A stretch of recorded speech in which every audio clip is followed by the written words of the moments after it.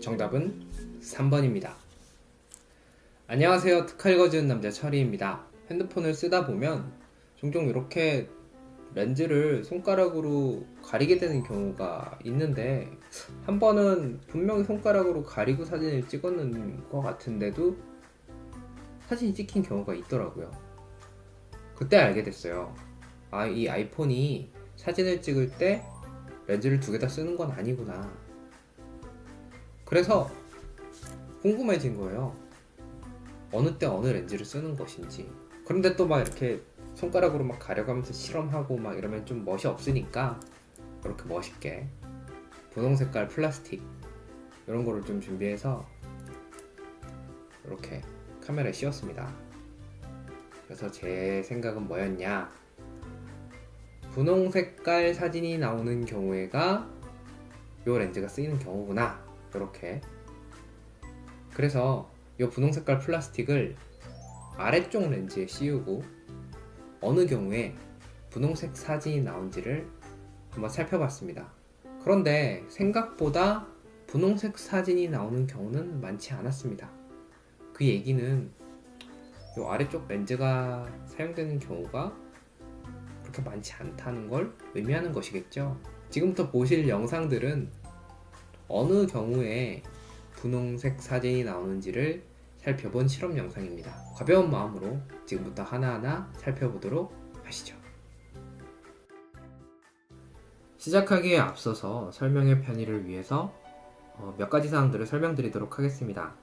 아이폰 XS를 기준으로 아이폰은 f1.8의 와이드 앵글 렌즈와 f2.4의 망원 렌즈를 가지고 있습니다. 저는 실험을 위해서 앞에서 말씀드린 것처럼 요 f2.4의 망원 렌즈 위에 투명한 분홍색 플라스틱을 씌웠습니다.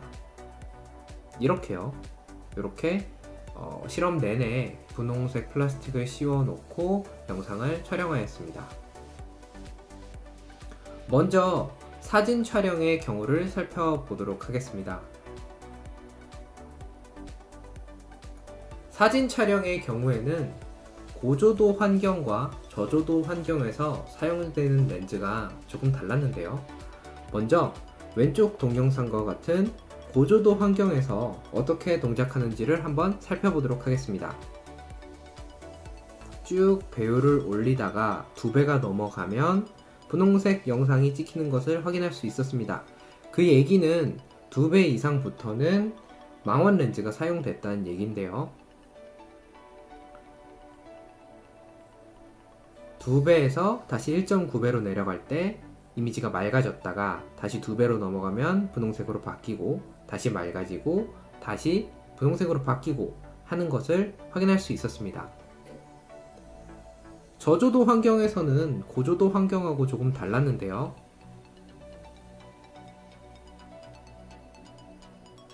영상을 보시면 2배가 넘어가도 영상이 분홍색으로 변하지 않는 것을 확인하실 수 있습니다. 그 얘기는 저조도 환경에서는 2배가 넘어가도 망원 렌즈가 사용되지 않는다는 것을 의미합니다. 아무리 배율을 바꿔봐도 영상이 분홍색으로 변하는 일은 없죠. 조금 더 명확한 대비를 위해서 고조도 환경에서 저조도 환경, 다시 저조도에서 고조도로 반복해서 바뀌는 환경을 연출을 해봤습니다. 차이점이 있는 부분은 배율이 높을 때이므로 배율을 3.1배로 고정을 해놓고 촬영을 해봤는데요. 저조도 환경에선 맑은 영상이 나오다가 고조도 환경에서는 분홍색 영상이 나오고, 다시 저조도 환경에서는 맑은 영상이 나오다가 고조도 환경에서는 분홍색 영상이 나오는 걸 확인할 수 있었습니다.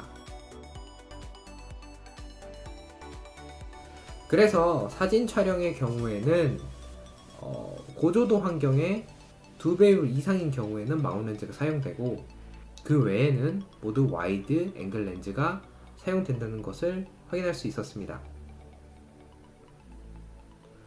다음으로 비디오 촬영의 경우를 살펴볼 건데요. 비디오 촬영을 할 때 배율 조건이 1배일 때를 먼저 살펴보도록 하겠습니다.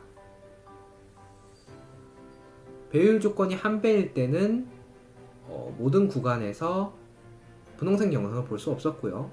한 가지 특이한 점은 배율 조건이 1배일 때는 3배까지만 확대가 가능하다는 점입니다. 아무리 배율을 바꿔봐도 영상이 분홍색으로 바뀌진 않죠. 그런데 배율 조건이 2배인 조건에서는 배율 조건이 1배인 경우랑 조금 달랐습니다. 먼저 배율을 2배로 바꾸는 것부터 보여드릴 텐데요. 이렇게 1x 버튼을 누르면은 2x로 바뀌면서 영상이 분홍색으로 바뀌는 걸 확인할 수 있었고, 한 가지 재밌는 점은 2배율 조건에서는 6배까지 확대가 가능하다는 점입니다.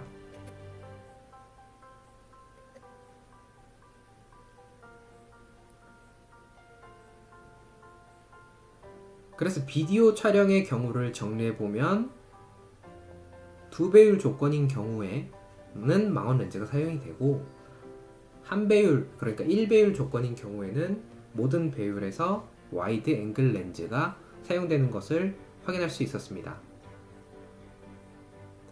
배율 조건은 아까 동영상에서 보신 것처럼 이 카메라 어플에 1x라고 써있는 부분을 2x로 바꾸거나 또는 2x라고 써있는 부분을 1x로 토글해서 바꿈으로써 배율 조건을 변경할 수 있습니다.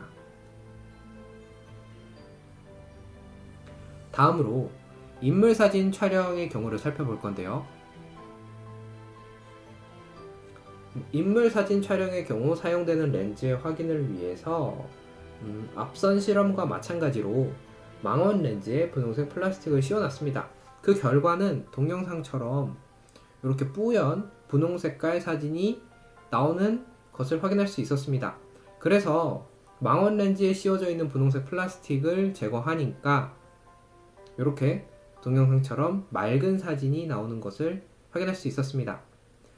결론은 인물 사진을 촬영할 때에는 망원 렌즈를 사용한다 입니다. 그러면 망원 렌즈만을 사용을 하면 와이드 앵글 렌즈는 인물 사진의 촬영에 전혀 사용이 안 되는 것인지 궁금했습니다. 그래서 추가적인 실험을 진행을 해봤는데요. 이 실험 같은 경우에는 와이드 앵글 렌즈를 손가락으로 가렸다가 뗐다가 가렸다가 뗐다가를 반복해본 실험입니다. 지금은 손가락을 뗀 상태고요. 이렇게 손가락으로 가리게 되면 피사체의 거리를 알 수 없다 라는 메시지가 나오고, 다시 손가락을 떼면 이렇게 정상적으로 인물 사진 모드가 동작하는 것을 확인할 수 있었습니다. 그래서 인물 사진 촬영의 경우에 이미지는 망원 렌즈로 얻지만 부수적으로 와이드 앵글 렌즈를 사용한다는 것을 알 수 있었습니다. 와이드 앵글 렌즈를 가리게 되면 이미지는 어떻게든 나오겠지만 정확한 인물 사진이 얻어지지 않는 것을 확인할 수 있었습니다. 자, 그러면 다시 처음으로 돌아가서 인물 사진 모드로 촬영할 때 사용되는 카메라는 어떤 카메라인가요? 정답은 3번이겠죠. 그러니까 와이드 앵글 렌즈와 망원 렌즈 모두가 사용되는 것이 정답이고, 그래서 3번이 정답이 될 수 있을 것 같습니다. 그럼 나머지 촬영의 경우에는 어떨까요? 타임랩스 같은 경우에는 와이드 앵글 렌즈가 사용되고, 슬로우 모션 같은 경우에도 와이드 앵글 렌즈가 사용되고, 정방형은 일반 사진 촬영을 정사각형 모양으로 자른 것에 불과해서 사진 촬영과 동일하게 고조도와 2배율 이상인 환경에서만 망원 렌즈가 사용이 됐고, 파노라마 같은 경우에는 동영상과 마찬가지로 망원 렌즈, 그러니까 2배율 이상인 조건에서만 망원 렌즈가 사용이 되었습니다. 그래서 결론이 뭐냐? 망원 렌즈의 용도는 이렇게 정리해 볼 수 있을 것 같습니다. 사진과 정방형일 때는 고조도와 2배율 이상인 경우에만 망원 렌즈가 사용이 되고, 그 다음에 비디오 같은 경우에는 2배의 배율 조건에 2배부터 6배까지의 촬영에서 사용이 되고, 인물 사진에는 이미지를 얻는 데 사용이 되고, 물론 이거는 와이드 앵글 렌즈를 같이 사용했을 때의 얘기입니다. 그리고 파노라마 같은 경우에도 비디오와 마찬가지로 2배의 배율 조건일 때 사용되는 것으로 확인되었습니다. 지금까지 살펴본 것처럼 대부분의 경우에 아이폰의 첫 번째 렌즈가 사용이 되고, 일부 특수한 경우, 예를 들어서 인물 사진을 찍거나 아니면은 밝은 환경에서 줌을 당겨서 찍거나 하는 그러한 특수한 경우에는 두 번째 렌즈가 사용되는 것 같습니다. 그런데 이렇게 좀 특수한 경우, 몇몇 특수한 경우에만 사용되는 두 번째 렌즈를 굳이 이렇게 작은 장치에 넣어야 하는 것인지에 대한 의구심은 여전히 드는 것 같습니다. 뭐 어쨌든 다음 시간에는 특허를 통해서 아이폰의 촬영 모드 중에 인물사진 촬영 모드의 동작 원리에 대해서 한번 알아보도록 하겠습니다.